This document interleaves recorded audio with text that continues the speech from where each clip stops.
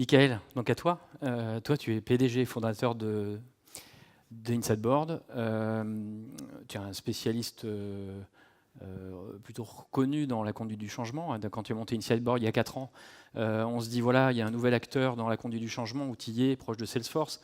Cette société, elle arrive dans un contexte qui n'est pas facile parce qu'il y a 4 ans, il y avait déjà des solutions de gestion d'accompagnement et de conduite du changement autour de Salesforce.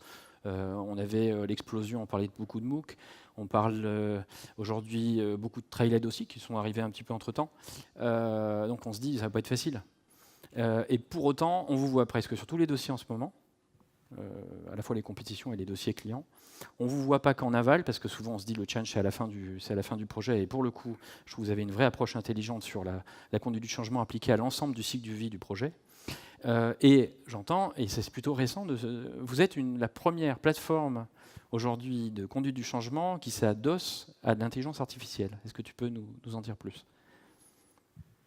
Donc bonjour, merci pour ce tableau. C'est vrai qu'on a démarré il y a 4 ans sur une idée en fait simple par rapport à ce que tu disais sur le contexte, c'est que nous croyons chez Insideboard en la capacité de tous les employés ou partenaires touchés par une transformation à se transformer par eux-mêmes.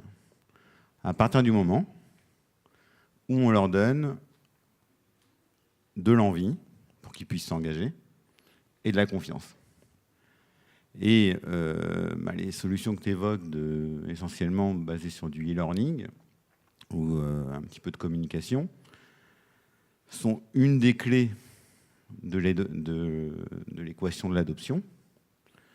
Mais en donnant de l'envie et en donnant de la confiance, et en utilisant ces leviers, les leviers de l'envie et de la confiance, on arrive à toucher 100% de l'équation et à atteindre 100% de l'équation de l'adoption. Et comment on s'y prend ? On s'y prend en considérant l'employee as a consumer. Donc tu disais tout à l'heure, je donne un exemple de levier. La gamification, c'est dans les standards d'adhésion du consommateur. Aujourd'hui, on gagne des badges partout. Et nous, l'idée simple, c'est de dire, bah oui, effectivement, un utilisateur de Salesforce, qui est une solution en réalité qui n'est pas difficile à adopter, il vit en dehors de l'entreprise une expérience consommateur où il s'engage par lui-même.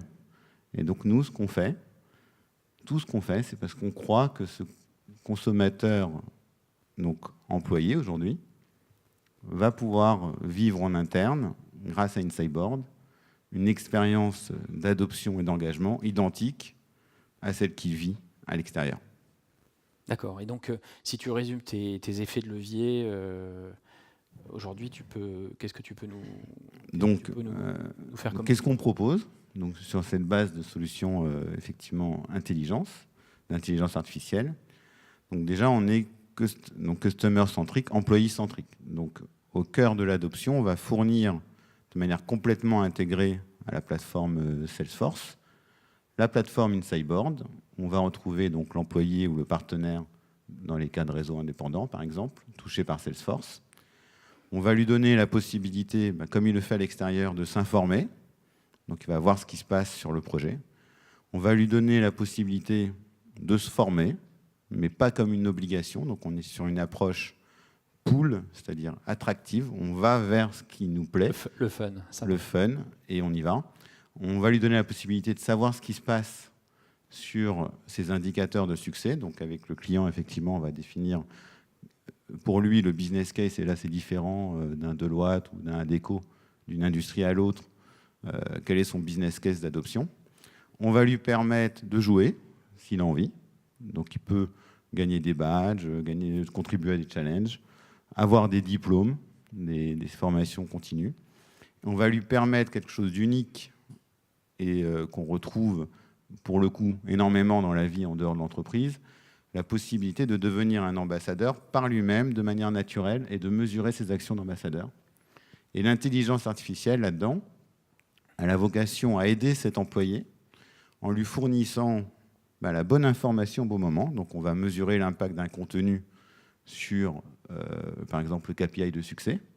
Et on va lui dire, tiens, ça a marché. Si tu veux performer sur l'amélioration de la donnée, tu devrais suivre cette bonne pratique qui, d'ailleurs, a été émise par un de tes collègues qui est ambassadeur dans ta région. Donc, on n'est plus du tout sur un one-shot, hein. On est sur un projet.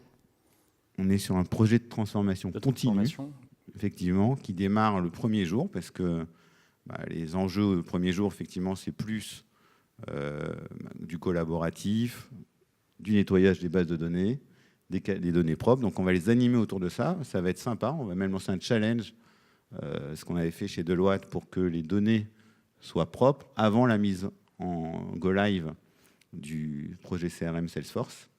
On va ensuite animer par étapes. Et puis, comme c'est continu et que le moteur est intelligent, il va aussi prendre en compte le fait qu'il y a des nouveaux entrants permanents. Donc, si on regarde sur 3-4 ans, une entreprise se renouvelle quasiment à 70-80% en termes de nouveaux utilisateurs.